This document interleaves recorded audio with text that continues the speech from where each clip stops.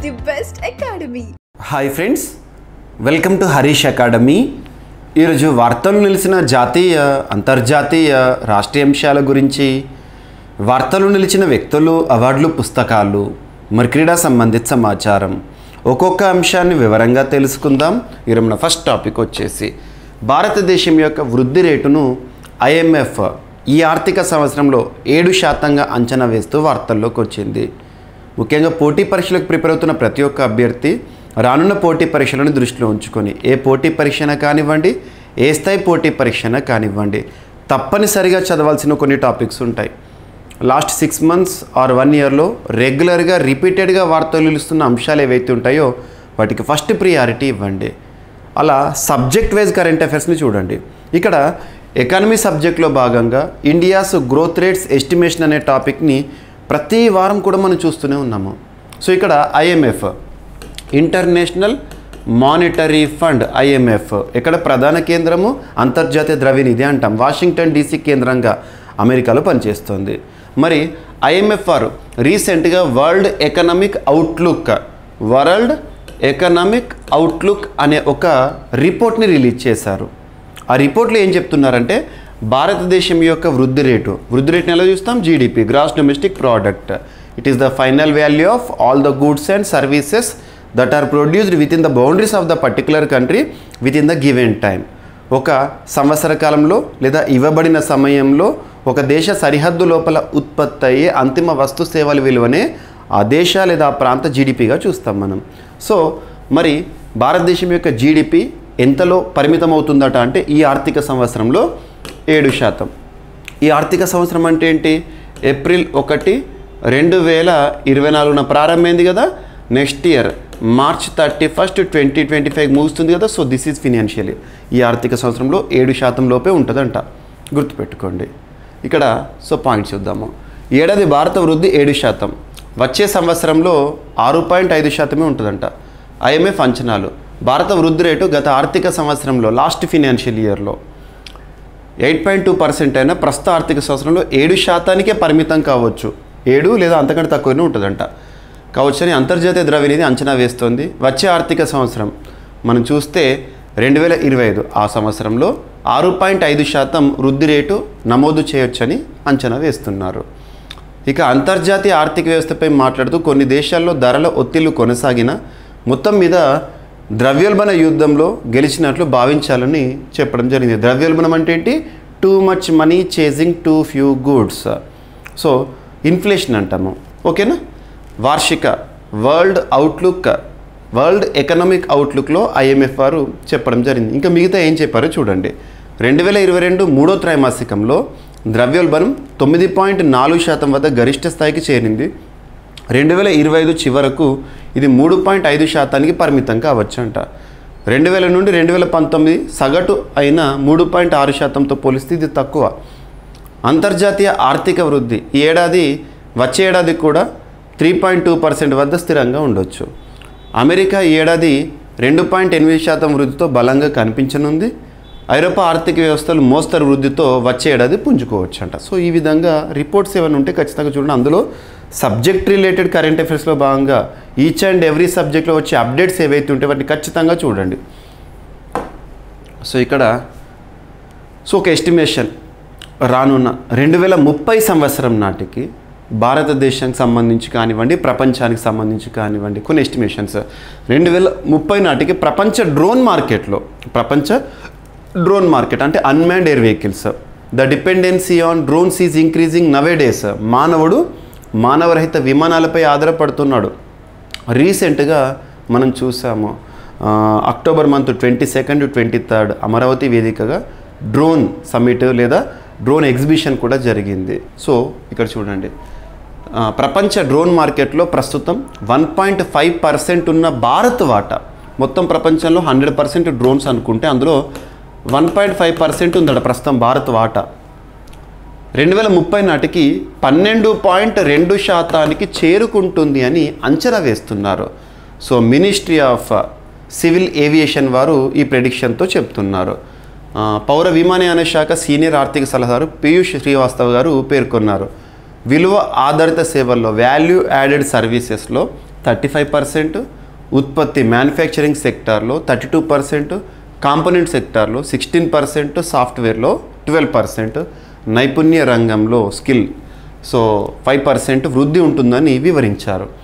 Drone market విస్తరణ, PLI production linked incentive scheme PLI పథకం తదితర వివరాలపై ఆయన నిన్నటి రోజున చెప్పడం జరిగింది. డ్రోన్ టెక్నాలజీలో భారతదేశం ఎదగాలంటే R&Dని బలోపేతం చేయాలని తను చెప్తున్నారు, రీసెర్చ్ అండ్ డెవలప్మెంట్. సో ప్రస్తుతం ఉన్నది ఎంత అండ్ 2030 నాటికి ఎంతకి వెళ్ళబోతుంది ప్రపంచ డ్రోన్ మార్కెట్లో భారతదేశం యొక్క వాటా గుర్తుపెట్టుకోండి. ప్రస్తుతం దేశంలో నమోదైన డ్రోన్లు 27,000, ధృవీకరణ పొందిన పైలట్లు 16,000, సర్టిఫైడ్ డ్రోన్ మోడల్స్ 81, డ్రోన్ శిక్షణ కేంద్రాలు 132. ప్రస్తుతం డ్రోన్ మార్కెట్ విలువ $268 మిలియన్, 2030 నాటికి అంచనా $11.06 బిలియన్. గుర్తుపెట్టుకోండి, ఇంపార్టెంట్ ఇది. అండ్ దివ్యాంగుల హక్కులపై నూతన సవరణలు అమల్లోకి. మనందరికీ తెలుసు, దివ్యాంగులు అనగానే దేశంలోని అత్యున్నత చట్టమైన రాజ్యాంగంలోని ఆదేశిక సూత్రాలు 4వ భాగంలో ఆర్టికల్ 41ని లింక్ చేసుకోవాలి మనం. ఆర్టికల్ 41 అనగానే మనం దివ్యాంగులకు సంబంధించిన సంక్షేమం గురించి కానివ్వండి, వృద్ధుల సంక్షేమం గురించి కానివ్వండి, యువతకి సంబంధించిన అంశాల గురించి కానీ చూస్తాము. సో ఇక్కడ దివ్యాంగులకు సంబంధించి కన్సర్న్ మినిస్ట్రీ లేదా ఏదైనా పథకం ప్రారంభమవుతుంది అనగానే ఏ మంత్రిత్వ శాఖ మనకు ఎక్కువ కనబడుతుంది? Ministry of social justice and empowerment. గుర్తుంచుకోండి, కేంద్ర సామాజిక న్యాయ సాధికారత వ్యవహారాల మంత్రిత్వ శాఖ. గుర్తుపెట్టుకునేవన్నీ లింక్ డైరెక్ట్ పాయింట్ చూడగానే స్ట్రైక్ అవ్వాలి.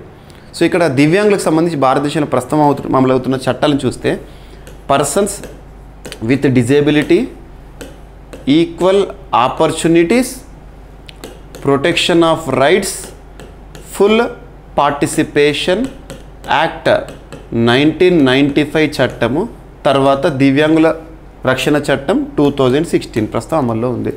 సో దివ్యాంగులు, సమాన అవకాశాలు, హక్కుల పరిరక్షణ, సంపూర్ణ భాగస్వామ్య చట్టం 1995. ఇప్పుడు అమలవుతున్న చట్టం ఏంటంటే అధునాతనంగా మనం చూస్తే దివ్యాంగుల రక్షణ చట్టం 2016. ఇవి లింక్ చేసుకోవాలి. ఎవరన్నా ఒక ప్రత్యేక వర్గం వార్తల్లోకి వచ్చిందంటే చట్టాలపైన క్వశ్చన్స్ అడుగుతారు, ఓకేనా? సో ఇక్కడ దివ్యాంగుల హక్కులపై నూతన సవరణలు అమలులోకి తీసుకొచ్చింది కేంద్ర ప్రభుత్వము. దివ్యాంగుల హక్కుల నిబంధనలకు చేసిన నూతన సవరణలు కేంద్ర ప్రభుత్వం అమలులోకి తీసుకొచ్చింది. దివ్యాంగులకు మరింత సమర్థ సేవలను అందించేందుకు దివ్యాంగ ధృవపత్రాల, విశిష్ట దివ్యాంగ గుర్తింపు కార్డుల దరఖాస్తు ప్రక్రియను క్రమబద్ధీకరించడం దీని లక్ష్యం అంట.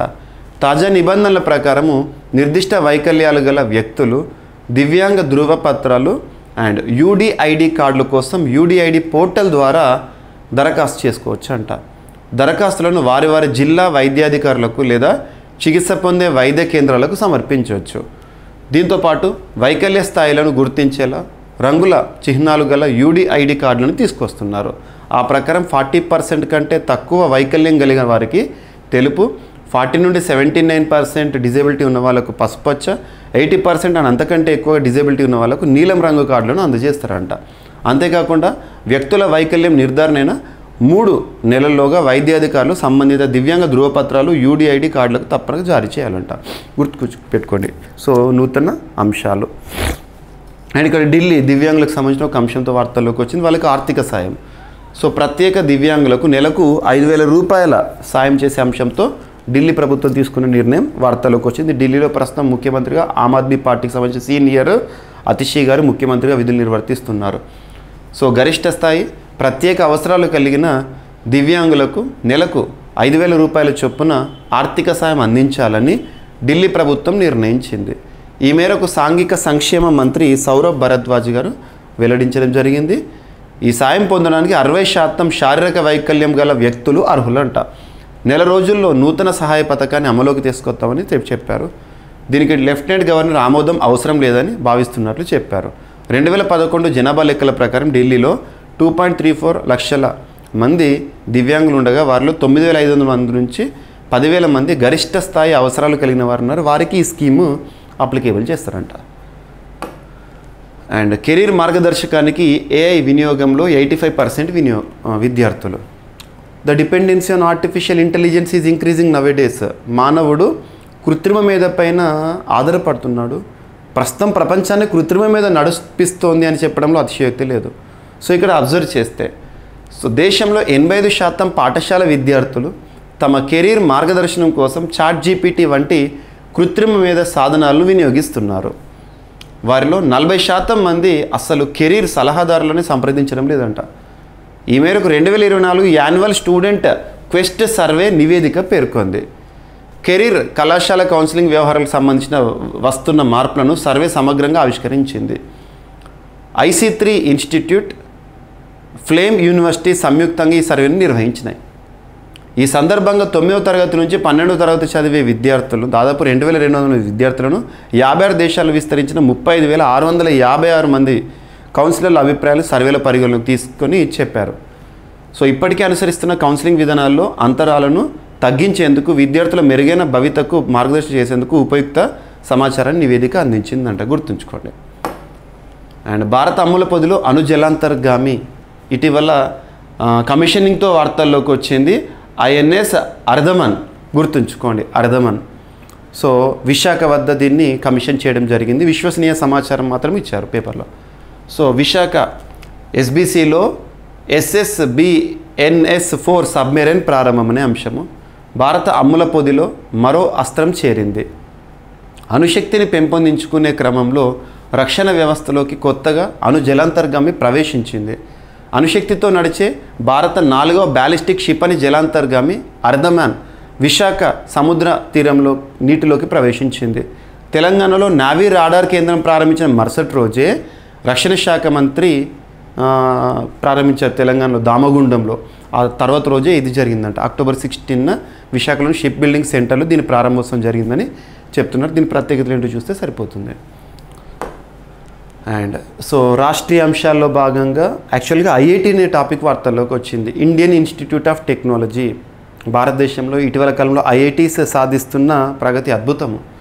వాటి ఇన్నోవేషన్స్ వార్తల్లోకి వస్తున్నాయి. భారతదేశానికి పరిమితమైన IITలు విశ్వవ్యాప్తం అవుతున్నాయి. మరి IIT ఒక ఒప్పందం, IIT తిరుపతి, మన ఆంధ్రప్రదేశ్ రాష్ట్రంలోని Indian institute of technology Tirupati QCIతో అవగాహన ఒప్పందాలు కుదుర్చుకుంది. ఎందుకోసమని అడుగుతారు. సో డ్రోన్ సదస్సు ప్రస్తుతం జరుగుతుంది. డ్రోన్ సమ్మిట్ అమరావతి వేదిక 22, 23 నిన్నటితో ముగిసింది. డ్రోన్ సదస్సులో భాగంగా కేంద్ర ప్రభుత్వ సంస్థ quality council of India, Tirupati IITల ద్వారా డ్రోన్ల రంగంలో సహకారానికి 2 అవగాహన ఒప్పందాలను ప్రభుత్వం కుదుర్చుకుంది. ఓర్వకల్లో డ్రోన్ హబ్ ఏర్పాటు చేస్తున్నట్లు ప్రభుత్వం ప్రకటించడంతో 2 MOUలు కీలకంగా మారతాయని అధికారులు పేర్కొన్నారు. రాష్ట్రంలో ఏర్పాటు చేసే స్టార్టప్లకు సర్టిఫికేషన్, పైలట్ శిక్షణ అందించేందుకు వీలుగా QCIతో ప్రభుత్వం అవగాహన ఒప్పందం కుదుర్చుకుందంట. గుర్తుంచుకోండి. సో జాతీయ జల పురస్కారాలు అందుకున్న విజేతలు మన ఆంధ్రప్రదేశ్ నుండి 5. Very very important. రాష్ట్రపతి గారి చేతుల మీదుగా ఇటీవల జరిగిన పురస్కార ప్రదానోత్సవము. సో కేంద్ర జలశక్తి శాఖ 2023 సంవత్సరానికి గాను ప్రకటించిన 5th జాతీయ జల అవార్డులను రాష్ట్రానికి చెందిన పలు సంస్థల ప్రతినిధులు అందుకున్నారు. ఇటీవల ఢిల్లీలోని విజ్ఞాన్ భవన్లో జరిగిన కార్యక్రమంలో రాష్ట్రపతి ద్రౌపది ముర్ము గారు, కేంద్ర జలశక్తి మంత్రి CR పాటిల్ గారి చేతుల మీదుగా ఈ కార్యక్రమం జరిగింది. గుర్తుంచుకోండి. ప్రధానోత్సవంలో విశాఖపట్నం దక్షిణాది రాష్ట్రాల్లో ఉత్తమ జిల్లాగా ప్రథమ బహుమతి అందుకుంది. ఫస్ట్ ప్రైజ్ విశాఖపట్నం, దక్షిణాది రాష్ట్రాల్లో ఉత్తమ బహుమతి. అండ్ ఉత్తమ గ్రామ పంచాయతీల కేటగిరీలో అనంతపురం జిల్లాలోని హంపాపురం 3వ బహుమతి, సంస్థల కేటగిరీలో గుంటూరులోని కోనేరు లక్ష్మీ ఎడ్యుకేషనల్ ఫౌండేషన్ 2వది, అండ్ విశాఖపట్నానికి చెందిన Shri Tirumala Nagar resident welfare association 3వ బహుమతి కైవసం చేసుకుంది. ఇక తిరుపతి IIT ప్రత్యేక అవార్డు గెలుచుకుంది. వెరీ వెరీ ఇంపార్టెంట్, గుర్తుపెట్టుకోండి. మొత్తం 9 కేటగిరీల్లో 38 మందిని విజేతలుగా ప్రకటించగా అందులో ప్రథమ బహుమతి గెలుచుకున్న వారికి రాష్ట్రపతి ద్రౌపది ముర్ము గారు, మిగిలిన వారికి కేంద్ర జలశక్తి మంత్రి CR పాటిల్ గారు పురస్కారాలను ప్రదానం చేయడం జరిగింది. Very very very important. Examination point of view అడగవచ్చు. మన రాష్ట్రానికి సంబంధించిన సమాచారం పైన ఫోకస్ చేయండి. అండ్ ఒక ఒప్పందం ఆంధ్రప్రదేశ్ రాష్ట్ర ప్రభుత్వానికి మరియు మెటా సంస్థకి మధ్య కుదిరిన ఒప్పందము. ఇక్కడ మనం అబ్జర్వ్ చేస్తే మెటా అనగానే వాట్సాప్ గుర్తొస్తుంది, ఫేస్బుక్, ఇన్స్టాగ్రామ్. సో ఆ సంస్థ. సో ఇక వాట్సాప్లోనే సర్టిఫికేట్లు జారీ చేసే అంశము మంత్రి నారా లోకేష్ గారు చెప్తున్నారు. సో కుల ధృవీకరణ పత్రాలే కాదు ఇతర సేవలు వేగంగా అందేలా ఏపీ ప్రభుత్వం మెటాతో ఒప్పందం కుదుర్చుకుంది. వాట్సాప్ ద్వారా రాష్ట్ర ప్రజలకు ఈ సేవలు అందించేలా ఒప్పందం చేసుకున్నట్లు మంత్రి నారా లోకేష్ గారు చెప్తున్నారు. గుర్తుంచుకోండి. ఇక సర్టిఫికేట్ల కోసం కార్యాలయం చుట్టూ తిరగాల్సిన పని లేకుండా నేరుగా వాట్సాప్కే సర్టిఫికేట్స్ వస్తాయంట.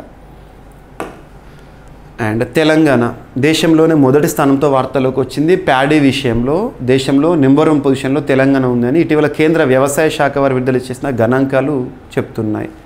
సో 128 లక్షల టన్నులతో దేశంలోని అగ్రస్థానం ప్యాడీ విషయంలో. ధాన్యం ఉత్పత్తి లెక్కలను వెల్లడించిన కేంద్ర ప్రభుత్వము 2వ స్థానంలో యూపీ, 3వ స్థానంలో పశ్చిమ బెంగాల్, 4వ స్థానంలో పంజాబ్, 5వ స్థానంలో ఛత్తీస్గఢ్. కేంద్ర వ్యవసాయ శాఖ తాజా నివేదిక ప్రకారం 2023-24లో టాప్ 5 ధాన్యం ఉత్పత్తి చేస్తున్న రాష్ట్రాలకు సంబంధించిన అంశం గుర్తుపెట్టుకోండి. అండ్ అంకుర సంస్థలు పెట్టుబడిదారులకు సంధానకర్తగా ఈ నెల 25వ తేదీ రేపటి రోజున హైదరాబాద్లో ద పిచ్ అనే ఒక సదస్సు జరగబోతోంది. స్టార్టప్స్. సో స్టార్టప్ అంటే అంకుర సంస్థ యువతకు వచ్చే ఐడియాస్ ఏవైతే ఉంటాయో వాటిని కార్యరూపంలోకి తీసుకురావడం. ఇందుకోసం కేంద్ర ప్రభుత్వం సహకారం అందిస్తుంది, వివిధ రాష్ట్ర ప్రభుత్వాలు సహకారాలు అందిస్తున్నాయి. సో ఇక్కడ అంకుర సంస్థలకు సంబంధించి అంకుర సంస్థల నిర్వాహకులు పెట్టుబడిదారులను ఒకే వేదిక మీదకు తీసుకొచ్చి ఇరు పక్షాలకు మేలు చేసే విధంగా ద పిచ్ పేరుతో కార్యక్రమాన్ని వీసీ సర్కిల్ నిర్వహిస్తుంది. ఐఐటి హైదరాబాద్ భాగస్వామ్యంతో హైదరాబాద్లో ఈ నెల 25న దీన్ని నిర్వహించనున్నారు. ఐఐటి హైదరాబాద్లో పురుడు పోసుకొని విద్యుత్ వాహనాల వినియోగంలో విస్తరిస్తున్న అంకుర సంస్థ ప్యూర్ ఈవీ చైర్మన్ ప్రారంభోపన్యాసం చేయడం జరుగుతుందంట. గుర్తుంచుకోండి. ద పిచ్ సదస్సు ఎందుకోసము, ఎక్కడ, ఎవరి సహకారంతో. ఎనఫ్. అండ్ తెలంగాణ రాష్ట్రంలో అమలవుతున్న ధరణి పోర్టల్. సో ధరణి పోర్టల్ గురించి ప్రస్తుత ప్రభుత్వం చాలా విమర్శలు చేసింది, గత ప్రభుత్వం తీసుకొచ్చింది. సో ఇప్పుడు ధరణి పోర్టల్ వార్తల్లోకి వచ్చింది. ఒక ఒప్పందం అనుకోండి. తెలంగాణ ప్రభుత్వము ఎన్ఐసి నేషనల్ ఇన్ఫర్మాటిక్స్ సెంటర్ని టెక్నాలజీ పార్ట్నర్ ఫర్ ధరణిగా ఎంపిక చేసుకోవడం జరిగింది. సో ధరణి ఏంటిది? Integrated land records management system. దీనికి టెక్నాలజీ పార్ట్నర్గా ధరణి పోర్టల్కి ఎవరు నియమించారంటే నేషనల్ ఇన్ఫర్మాటిక్స్ సెంటర్ని తెలంగాణ రాష్ట్ర ప్రభుత్వము ఇవ్వడం జరిగింది. గుర్తుంచుకోండి. ఒక ఒప్పందం అని గుర్తుంచుకోండి, సరిపోతుంది. సో ఇవి ఫ్రెండ్స్ ఈరోజు వార్తలు ఇచ్చిన అంశాలు ఒకసారి ర్యాపిడ్గా చూస్తే, ఏడాది భారత వృద్ధి రేటు 7% ఉంటుంది అని IMF వృద్ధి రేటు అంచనా. 2030 నాటికి ప్రపంచ డ్రోన్ మార్కెట్లో భారత్ వాటా 12.2% ఉండబోతుందట. ప్రస్తుతం 1.5%గా ఉంది. అండ్ దివ్యాంగుల హక్కులపై నూతన సవరణలు అమల్లోకి రావడం జరిగింది. సో దివ్యాంగుల చట్టాలు గుర్తుంచుకోండి, ఆర్టికల్ గుర్తుంచుకోండి. అండ్ ప్రత్యేక దివ్యాంగులకు నెలకు 5,000 రూపాయల ఆర్థిక సాయం అనే అంశంతో ఢిల్లీ ప్రభుత్వం కెరీర్ మార్గదర్శకానికి AI వినియోగంలో 85% విద్యార్థులు ఉన్నారంట. అండ్ భారత అమ్ముల పొదిలో INS అర్ధమన్ అండ్ IIT తిరుపతి QCIతో అవగాహన ఒప్పందాలు రీసెంట్గా జరిగినాయి. అండ్ జాతీయ జల పురస్కారాలు ఆంధ్రప్రదేశ్ రాష్ట్రానికి సంబంధించి 5 పురస్కారాలు ప్రత్యేకంగా గుర్తుపెట్టుకోండి. మెటాతో ఆంధ్రప్రదేశ్ రాష్ట్ర ప్రభుత్వం కుదుర్చుకున్న ఒప్పందం ఇక వాట్సాప్లోనే వివిధ సర్టిఫికెట్ల జారీ. అండ్ ప్యాడీ ఉత్పత్తిలో తెలంగాణ దేశంలోనే మొదటి స్థానంలో ఉంది అని చెప్పేసి కేంద్ర గణాంకాలు. అంకుర సంస్థలు పెట్టుబడిదారులకు సంధానకర్తగా ఈ నెల 25 రేపటి రోజున హైదరాబాద్లో ద పిచ్ అనే సదస్సు. తెలంగాణ ప్రభుత్వము ధరణి పోర్టల్కి NICని ఎంపిక చేసుకోవడం జరిగింది, టెక్నాలజీ పార్ట్నర్గా నేషనల్ ఇన్ఫర్మాటిక్స్ సెంటర్. గుర్తుంచుకోండి. సో ఇవి ఫ్రెండ్స్ ఈరోజు వార్తలు నిలిచిన అంశాలు. మిస్లేనియస్ అంశాలను మిగిలిపోతే రేపటి క్లాస్లో జోడించి మరొకసారి నేర్చుకుందాం. రేపు కలుద్దాం. Thank you.